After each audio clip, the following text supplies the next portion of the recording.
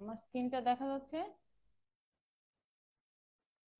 হ্যাঁ, দেখা যাচ্ছে। মাশরুমের বীজ উৎপাদন।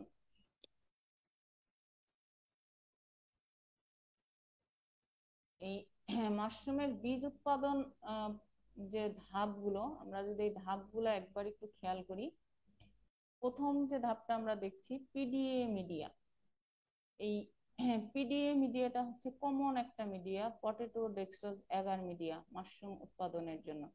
সব ধরনের মাশরুম উৎপাদনেই এই পিডিএ মিডিয়াটাই ভালো। আরো আরো মিডিয়া আছে, মল্ট এক্সট্রাক্ট আছে, সডাস্ট এক্সট্রাক্ট আছে, হুইট এক্সট্রাক্ট এগার মিডিয়া আছে, বিভিন্ন ধরনের মিডিয়া আছে। এক এক মাশরুমের জন্য এক এক মাশরুমের গ্রোথ ফাস্ট। তারপরেও যে কমন একটা মিডিয়া হচ্ছে পিডিএ মিডিয়া, এটাতে ওয়েস্টার, ঋষি, সীতাকে, বাটন সব ধরনের মাশরুমই ভালো রেসপন্স করে। এই পিডিএ মিডিয়ার পরের যে ধাপ সেটা হচ্ছে পিওর কালচার। সেটা কি জিনিস? যে আমরা মাশরুম থেকে সামান্য একটু দানা নিয়ে, একটু টিস্যু নিয়ে যখন আমরা এই পিডিএ মিডিয়াতে দিয়ে দিচ্ছি, তখন এই সম্পূর্ণ মিডিয়া থেকে খাবার নিয়ে যখন পুরা এই যে টিস্যুটা থেকে সাদা মাইসিলিয়াম ছড়িয়ে পুরা টেস্ট টিউবটা সাদা মাইসিলিয়ামে পরিপূর্ণ হয়ে যাচ্ছে, এইটাকে আমরা বলছি স্টক কালচার বা পিওর কালচার।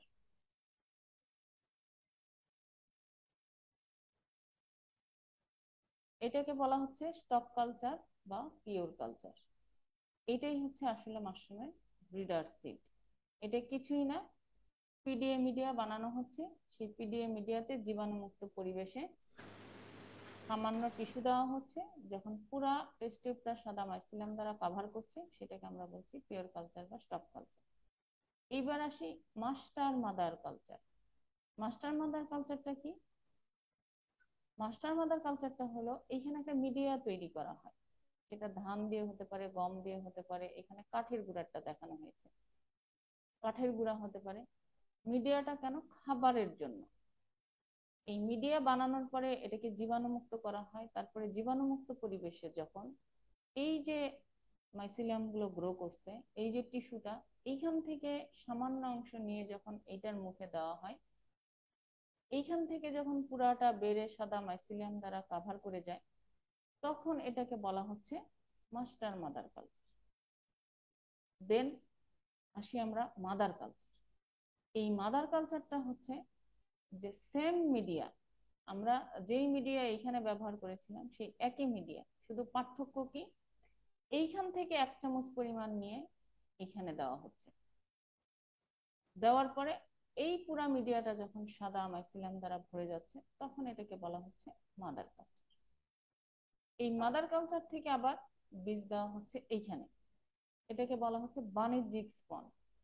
একই ধরনের মিডিয়া, এইখানে যে মিডিয়া ব্যবহার করা হয়েছে সেম মিডিয়া, শুধু এটা পরিমাণে বেশি। পার্থক্য কি? এইখান থেকে 1 চামচ পরিমাণ নিয়ে এটাতে দেওয়া হচ্ছে। যখন এই পুরাটা সাদা মাইসিলাম দ্বারা ভরে যাচ্ছে, এটাকে বলা হচ্ছে বাণিজ্যিক স্পন। তাহলে আমরা যদি ফাইনাল একটা কনক্লুশনে আসি যে সিড প্রোডাকশনের যে প্রতিটা ধাপ, এই ধাপ আসলে আমি ইনোকুলা কি দিচ্ছি, কোনটা দিয়ে ইনোকুলেশন করতেছি, সেইটার উপরে নির্ভর করে কিন্তু এটার নামকরণ। যখন আমরা এই টিস্যু থেকে দিচ্ছি, তখন এটাকে মাস্টার মাদার কালচার বা টিস্যু মাদার বলা হচ্ছে। যখন মাস্টার মাদার কালচার দিয়ে ইনোকুলেশন করছি, সেটাকে বলা হচ্ছে মাদার কালচার। যখন মাদার কালচার দিয়ে ইনোকুলেশন করছি, সেটাকে বলা হচ্ছে বাণিজ্যিক স্পন। এখন মনে হতে পারে যে এত ভেরিয়েশন কেন? যেমন এই ছোট্ট টিস্যুটাকে যদি আমরা এই কাঠের গুঁড়ার ভেতরে দেই, সে রান করতে পারবে না, সেখান থেকে সে খাবার নিতে পারবে না। এই জন্য এই ছোট্ট টিস্যুর খাবার হইলো এই পিডিএ মিডিয়া, তরল খাবার। তারপরে এইখান থেকে এইখানে দিয়ে গ্রো করতে সময় লাগে, একটা হার্ডেনিং হয়, তারপরে এইখান থেকে এইখানে, তারপরে এইখান থেকে এইখানে। আমাদের অনেকেরই মনে প্রশ্ন, অনেকেই জিজ্ঞাসা করি যে টিস্যু থেকে যদি সরাসরি আমি বাণিজ্যিক স্পন করি, তাহলে বোধহয় স্পনটা খুব ভালো মানের হবে। এই ধারণাটা ঠিক না। এক একটা ধাপের জন্য এক এক ধরনের ইনোকুলা ব্যবহার করার প্রয়োজন। যেমন আমরা যদি একটা ছোট বাচ্চার কথা চিন্তা করি, আমি যখন মায়ের পেট থেকে যখন শিশু হয়, তখন তাকে একদমই লিকুইড খাবার বা মায়ের বুকের দুধ, ব্রেস্ট ফিডিং করানো, এছাড়া তার দ্বিতীয় কোনো খাবার থাকে না। আমরা ওরকম যদি চিন্তা করি তাহলে প্রথম এই টিস্যুটার খাবার হচ্ছে এরকম তরল খাবার, মিডিয়া। দেন 6 মাস পরে আমরা বাচ্চাকে কি করি, আমরা একটু শক্ত খাবার দিই, সেটা ধরেন এইটা। তারপরে আমরা আরেকটু শক্ত খাবার দিই, তারপরে আমরা আরেকটু শক্ত খাবার দিই। এরকম স্টেজ অনুযায়ী, টিস্যুর বেড়ে ওঠার ধরন অনুযায়ী আমরা এক এক স্টেজে এক এক ধরনের খাবার দিচ্ছি। তাহলে প্রথম হলো পিডিএ মিডিয়া, তারপরে পিওর কালচার, পিওর কালচার থেকে তৈরি হবে আমার মাস্টার মাদার কালচার, তারপরে তৈরি হবে আমার মাদার কালচার, তারপরে হবে স্পন প্যাকেট। এখন আমার সাথে যারা যুক্ত আছেন বা যুক্ত থাকেন না, অনেকেরই ধারণা যে মাশরুমের সিড প্রোডাকশন করতে গেলে বোধহয় আমার এই সবগুলা ধাপই পারতে হবে, সবগুলো ধাপই করতে হবে। কথাটা মোটেও ঠিক না। আমি এক এক ধাপ থেকে শুরু করতে পারি, আমি নিচের থেকে শুরু করব। কারো কারো ধারণা যে প্রথম থেকে পিডিএ মিডিএ থেকে করে আমাকে পুরা ধাপটা কমপ্লিট করতে হবে। না, আমি বীজ উৎপাদন শুরুই করব নিচের থেকে, উল্টা থেকে, স্পন প্যাকেট থেকে শুরু করব। আমি যখন স্পন প্যাকেটে সফল হব, স্পন প্যাকেট ভালোভাবে প্রোডাকশন করতে পারবো, তখন আমি সিদ্ধান্ত নিব মাদার কালচার উৎপাদনে যাব। মাদার কালচার উৎপাদনে যখন আমি দক্ষ হয়ে যাব, তখন আমি সিদ্ধান্ত নিব মাস্টার মাদার কালচার উৎপাদনে যাব।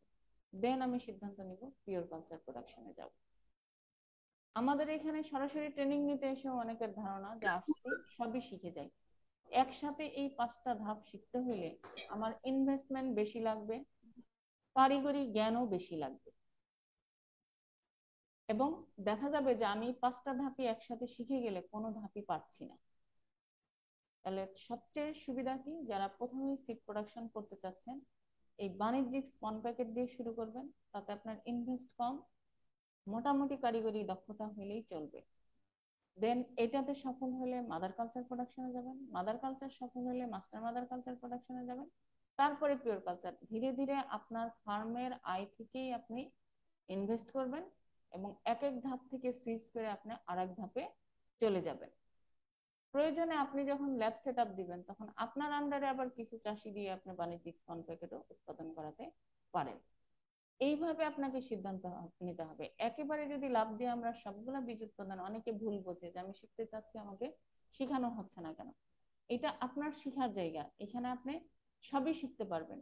বিষয়টা হলো ধাপে ধাপে। আমি এখন একটা শিখে গেলাম, আবার 2 মাস 3 মাস পরে আমি আসি, এসে আবার আরেকটা শিখে যাই। এভাবে করে আপনি শিখলে আপনি সাকসেস হবেন। সেই জন্য আমরা একসাথে সব শিখতে মানা করি। এখন আজকের ক্লাসও আমি বলছিলাম যে উল্টা থেকে যাব, উল্টা থেকেই যাব। প্রথম আমি বাণিজ্যিক স্পন প্যাকেটটা শিখাবো, তারপরে ধীরে ধীরে হইলো ওইগুলোতে যাব।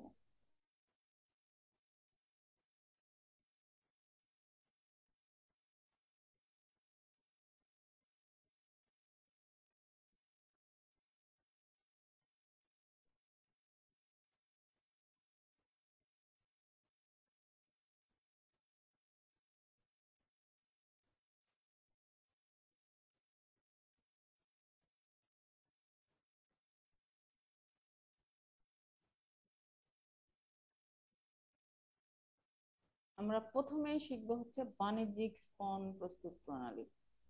এখানেও 3টা পদ্ধতি আছে। একটা হচ্ছে অটোক্লেভে জীবাণুমুক্ত করে আমরা করতে পারি, আর একটা হচ্ছে স্টেরিলাইজেশন কাম ইনোকুলেশন চেম্বারে আমরা জীবাণুমুক্ত করে করতে পারি, আর একটা হচ্ছে আমরা ড্রাম পদ্ধতিতে করতে পারি।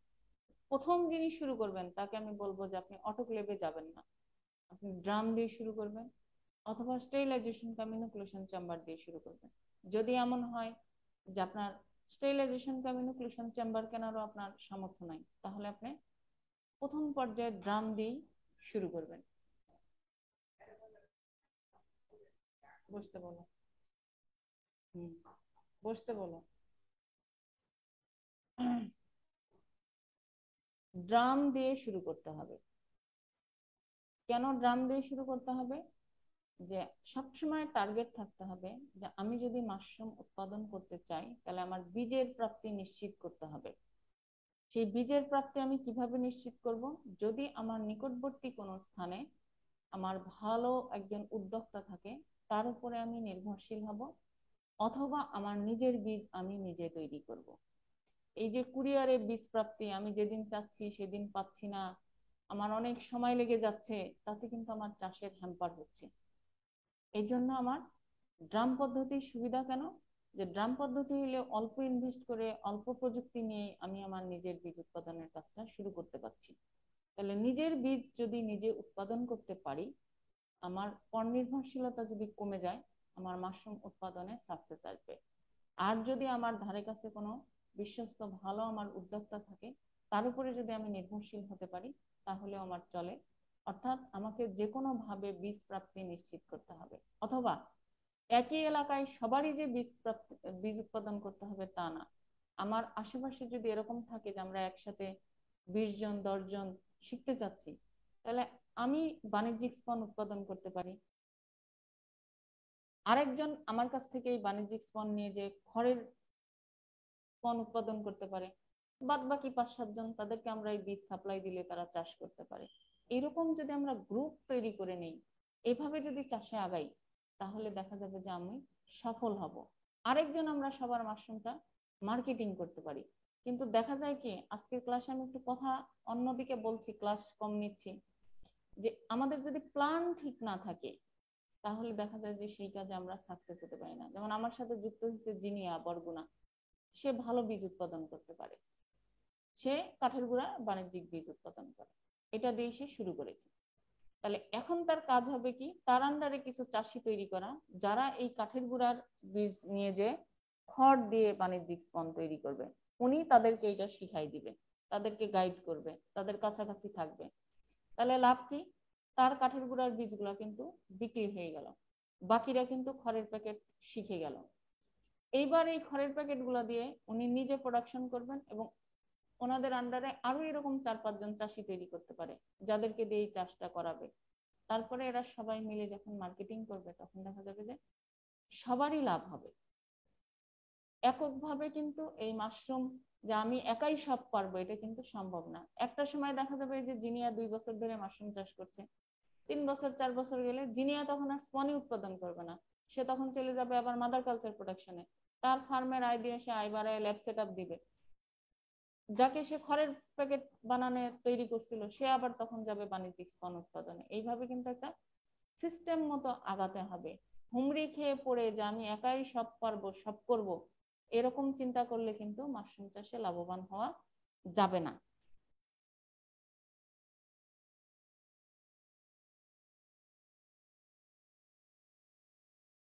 তাহলে আমরা যদি 100 কাঠের গুঁড়ায় বাণিজ্যিক স্পন উৎপাদন করতে চাই, আমার কাঠের গুঁড়া লাগবে 16 কেজি, গমের ভুসি লাগবে 8 কেজি, ধানের তুষ অথবা কাটা খড় এটা লাগবে 1 কেজি। তাহলে মোট কত কেজি হলো? 25 কেজি। 100 স্পন প্যাকেট উৎপাদনের জন্য কাঠের গুঁড়া হচ্ছে 16 কেজি, গমের ভুসি হচ্ছে 8 কেজি, ধানের তুষ অথবা ছোট ছোট কাটা খড় এটা লাগবে হলো আমার 1 কেজি। এই কাঠের গুঁড়ার সাথে অনেকেই আমরা চিন্তা করি যে গমের ভুসি কম দিলে চলবে না, কম দিলে চলবে না, গমের ভুসির দাম বেড়ে গেছে। গমের ভুসিটা কি সাপ্লিমেন্ট হিসেবে কাজ করে, তাৎক্ষণিক কিন্তু মাশরুমের মাইসিলিয়াম ওই কাঠের গুঁড়া থেকে খাবার নিতে পারে না। গমের ভুসি থেকে কিন্তু সে যে শর্করা গুলা আছে এইগুলা কিন্তু এইখান থেকে সে খাচ্ছে। আমরা কি করতে পারি, গমের ভুসির সাথে আমরা যদি 6 কেজি গমের ভুসি দেই, 2 কেজি ভুট্টা দিয়া একটু কাটা খড়, অল্প করে একটু কাটা খড় দিয়ে দিতে বলো। হ্যাঁ হ্যাঁ, ছোট ছোট কাটা। আমরা এইটা করতে পারি যে এক ধরনের সাপ্লিমেন্ট ব্যবহার না করে সাপ্লিমেন্ট বেশি ব্যবহার করতে পারি।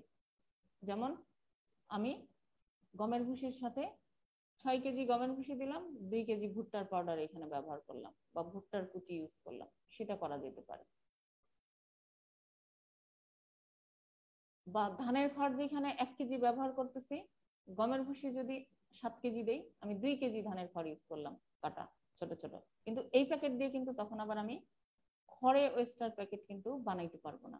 এটা খেয়াল রাখতে হবে, খড়ে ওয়েস্টার প্যাকেট বানাইতে হইলে কাঠের গুঁড়ার এই প্যাকেটটা বীজ হিসেবে কাজ করে, সেখানে আমি 8 কেজি গমের ভুসি দিয়ে কিন্তু আমি বীজটা বানাবো। তাহলে আমরা ক্লিয়ার হয়েছি কিনা। 8 কেজি গমের ভুসি, 16 কেজি কাঠের গুঁড়া, তার সাথে 8 কেজি গমের ভুসি, তার সাথে 1 কেজি কাটা খড় অথবা ধানের তুষ। এর সাথে হইল চুন, 100 প্যাকেটে 100 গ্রাম চুন। চুনটা কেন? চুনটা হচ্ছে মিডিয়ার পিএইচটাকে নিয়ন্ত্রণ করে। মাশরুম হচ্ছে 6 থেকে 7 পিএইচ মানে ভালো গ্রো করে। যদি আমি চুন না দেই তাহলে পিএইচ যদি বেশি হয় তখন কিন্তু মাশরুমের মাইসিলিয়াম ভালো গ্রো করবে না। এরপরে লাগবে পানি, অর্থাৎ আমার 25 কেজি সাবস্ট্রেটের মধ্যে 25 লিটার পানি। এখন এই 25 লিটার পানির কম বাড়া হতে পারে। সেটা কেমন? কাঠের গুঁড়া যদি কাঁচা হয় তাহলে পানিটা কম লাগবে, আগে থেকেই কাঠের গুঁড়াটা ভেজা। আবার দেখা যাচ্ছে যে যদি কাঠের গুঁড়া বেশি শুকনা হয় তাহলে তখন আমার পানিটা 25 লিটারই লাগবে। এখন এখানে যে বিষয়গুলো হয়, এই ক্লাসটা আমার রিপিট করার কারণ কি, অনেকবারই আমি নিয়েছি কিন্তু যে জায়গাগুলো ভুল হয়, এই যে মিশ্রণটা যখন মেশাবো তখন দেখা যায় যে আমাদের পানির পরিমাণে কম বাড়া হয়। পানির পরিমাণ যদি একটু বেশিও হয় সমস্যা না, কিন্তু যদি পানির পরিমাণ কম হয় তাহলে কিন্তু আমার সাবস্ট্রেট ঠিক মতো জীবাণুমুক্ত হবে না। আমি 6 ঘন্টা জ্বালাই আর 7 ঘন্টা জ্বালাই সেটা কোনো ফ্যাক্টর না, কিন্তু পানি কম হইলে কাঠের গুঁড়া কি তাপ উপরিবাহী, এটা পানি কম হইলে এটার ভেতর দিয়ে তাপ পাস করবে না এবং কোনোভাবেই এই কাঠের গুঁড়া ঠিক মতো জীবাণুমুক্ত হবে না। তাহলে মিশ্রণ মিশানোর সময় আমি যেন কোনোভাবেই ফার্মের কর্মীর উপরে নির্ভরশীল না হই, নিজে দাঁড়িয়ে থেকে। মাশরুমটা কিন্তু একটা পুরাই টেকনিক্যাল বিষয়। আমরা এটার চাষ পদ্ধতি মাশরুম উন্নয়ন ইনস্টিটিউট সহজ করে ফেলেছে, ঠিক আছে, কিন্তু টেকনিক্যাল বিষয়গুলা খুব যত্ন সহকারে দেখা দরকার। এমন কঠিন কিছু না, কিন্তু যদি ঠিক মতো না দেখি তাহলে ভুল হবে, ভুল হইলেই তখন আমার কন্টামিনেশন হবে, সমস্যা হবে। এই বিষয়গুলো অবশ্যই মনোযোগ সহকারে দেখা দরকার। তাহলে মিশ্রণে পানির পরিমাণ ঠিক হয়েছে কিনা, আমরা যেটা বলি যে সবগুলা মিশ্রণ একসাথে মিশিয়ে এই 2 আঙ্গুলের ফাঁকে চাপ দিব। চাপ দিলে পানির রেখা দেখা যাবে, ভেজা ভেজা অনুভূত হবে, কিন্তু কোনো পানি গড়াইয়া পড়বে না। তাহলে আমার মিশ্রণে উপযুক্ত পানি হয়েছে। আর চাপ দিলে যদি চাপ না বসে, ঝুরঝুরা হয়ে ভেঙে যায়, তার মানে পানি কম হয়েছে। যদি এটা চাপ দিলে পানি 2 ফাঁক দিয়ে গড়ায় পড়ে যায় তাহলে পানি বেশি হয়েছে। পানি বেশি হলে মাইসিলিয়াম রান করবে, একটু লালচে লালচে হবে, কিন্তু মাইসিলিয়াম রান করবে না, নষ্ট হয়ে যাবে এরকম কোনো বিষয় কিন্তু হবে না।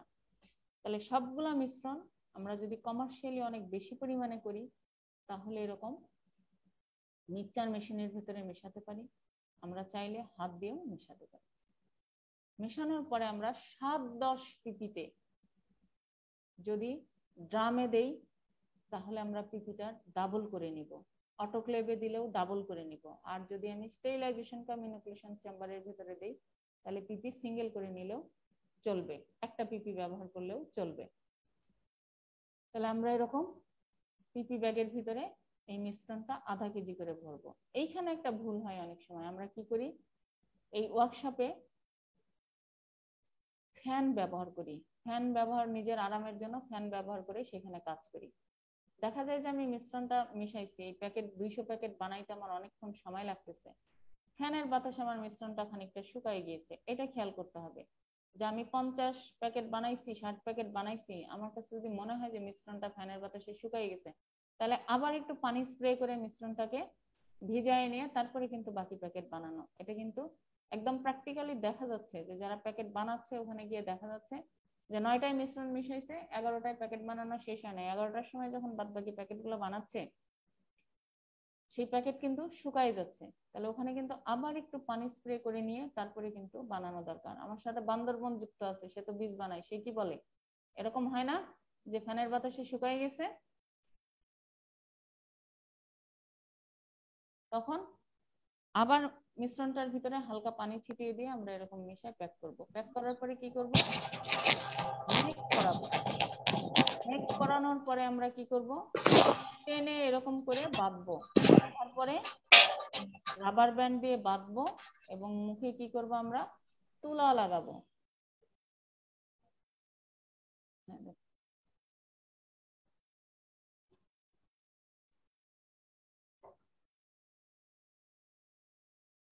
এই হইলো যে কাটা খড়, ছোট ছোট করে কাটা খড় আমরা দেখতে পাইছি, ছোট কাটা খড়।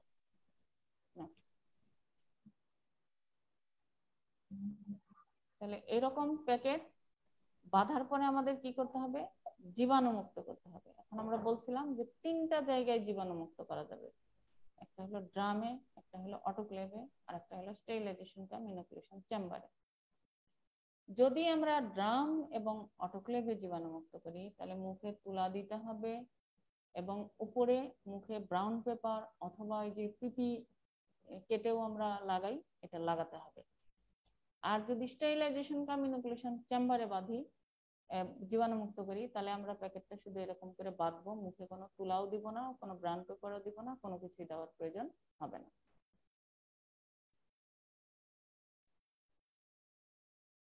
এরকম বড় অটোক্লেভ আছে, ছোট অটোক্লেভ আছে, এমনকি এখন 30-35 হাজার টাকাও আমাদের দেশে বানাই দিচ্ছে, এরকম অটোক্লেভ পাওয়া যায়। অটোক্লেভে এরকম অটোক্লেভে দিলে এই যে মুখে ব্রাউন পেপার দিতে হবে, অথবা অনেকে এখন পিপি কেটে তারপরে মুখে লাগাই দেয়, এরকম দিতে হবে। দেওয়ার পরে আমরা অটোক্লেভে জীবাণুমুক্ত করব কতক্ষণ? 2 ঘন্টা। 2 ঘন্টা রাখার পরে পরদিন এই যে এরকম অটোক্লেভ আছে, যেটা বললাম 30-35 হাজার টাকায় বানানো যায়, এগুলোর ভিতরে 150, 130, 35 এরকম প্যাকেট করা যায়। এই যে অটোক্লেভের প্যাকেট গুলো এইভাবে সাজাই দিতে হয়। এটার মুখে হলো এই যে পিপি কেটে লাগাই দিচ্ছে। 2 ঘন্টা চালানোর পরে জীবাণুমুক্ত হওয়ার পরে অটোক্লেভ থেকে আমরা বের করব, বের করে ল্যাবরেটরিতে নিয়ে যাব। ল্যাবরেটরিতে নিয়ে যে আমরা এরকম ক্লিন বক্স অথবা ক্লিন বেঞ্চ এর ভেতরে বসে সম্পূর্ণ জীবাণুমুক্ত পরিবেশে, এরকম একটা স্পিরিট ল্যাম্প লাগানো থাকবে, একটা জারের ভিতরে আমার অ্যালকোহল থাকবে, আমি যেই চামচ দিয়ে মাদার কালচার থেকে বীজ নিয়ে দিব সেই চামচটা অ্যালকোহলে ডুবাইতে হবে, এরকম স্পিরিট ল্যাম্পে পোড়ায় নিতে হবে। আমি নিজে পরিষ্কার পরিচ্ছন্ন হয়ে বসতে হবে। এই যে গোসল করে একটা উপর দিয়ে অ্যাপ্রন পরে নিয়ে, পারলে মাথাটায় যদি আমি একটা টুপি দেই, মাথার চুলটাও যদি ঢাকা থাকে, মুখেও যদি একটা মাস্ক দেই তাহলে আরো ভালো। শুধু আমার 2টা হাত ভেতরে থাকবে, পুরা শরীর বাইরে থাকবে। আমি এইখানে বসে বীজ দেওয়ার কাজটা করব। তুলা খুলবো, মাদার কালচার থেকে 1 চামচ করে বীজ নিব, নিয়ে এটার ভেতরে দিব, ভেতরেই তুলা লাগাবো, তারপরে বাইরে বের করে দিব। এখানে আরো যে সাবধানতাগুলো প্রয়োজন সেটা হচ্ছে যে আমি 5-10টা বীজ ইনোকুলেশন করার পরে আবার ওই চামচটাকে অ্যালকোহলে ডুবাবো, আবার সেই চামচটাকে স্পিরিট ল্যাম্পে আবার পোড়ায় নিব, আমার হাত মাঝে মাঝে আমি অ্যালকোহল দিয়ে মুছে নিব, ওই যে তুলাটা মুখে লাগাবো সেই তুলাটা স্পিরিট ল্যাম্পের মুখে পোড়ায় নিব, নিয়ে তারপরে আমি মুখে লাগাবো। এবং মাদার কালচারের মুখটাও একদম সন্নিকটে স্পিরিট ল্যাম্পের কাছাকাছি ধরে আমি বীজ দিব। এখন বীজ দেওয়ার আগে অনেক সময় কি হয়, প্যাকেটের চেহারা দেখে বোঝা যায় যে আমার বীজটা জীবাণুমুক্ত হয় নাই। যদি আমি দেখি যে বীজটা জীবাণুমুক্ত হয় নাই, তাহলে কিন্তু এটার ভিতরে কোনোভাবেই বীজ দিব না। পরের দিন আবার আমি ওইটা অটোক্লেভ চালাই দিব, তারপরে কিন্তু বীজ দিব। কোনো কারণে হতে পারে যে আমি চালাই রেখে চলে গেছি, কিন্তু আমার মেশিন হয়তো ঠিক মতো চলে নাই, বা যে কোনো কারণে আমার জিনিসটা জীবাণুমুক্ত হয়নি। তাহলে জীবাণুমুক্ত কি কি কারণে হয় না? সাবস্ট্রেটে যদি পানির পরিমাণ কম থাকে সেই ক্ষেত্রে জীবাণুমুক্ত না হতে পারে। মেশিন যদি আমার ঠিক মতো চালানো না হয় সেক্ষেত্রে জীবাণুমুক্ত না হতে পারে। এখন বীজটা জীবাণুমুক্ত হয়েছে কিনা এটা বুঝবো কি দেখে? আমি যে প্যাকেটটা যখন আমি বসাইছি তখনই দেখা যাবে যে একটা সুন্দর স্মেল আসতে থাকবে, সিদ্ধ সিদ্ধ একটা গন্ধ আসতে থাকবে। প্যাকেটটা যথেষ্ট তুলতুলে হবে গরম অবস্থায়, এবং যখন আমার ঠান্ডা হবে তখন প্যাকেটটা জমাট বেঁধে সিমেন্টের মতো শক্ত হয়ে যাবে। বিদ্যুৎ চলে যাওয়ার কারণে আমরা তার ক্লাসটা কন্টিনিউ করতে পারছি না। সবাইকে এখানেই শেষ করতে হবে। ধন্যবাদ, আমরা আগামী ক্লাসে বলবো।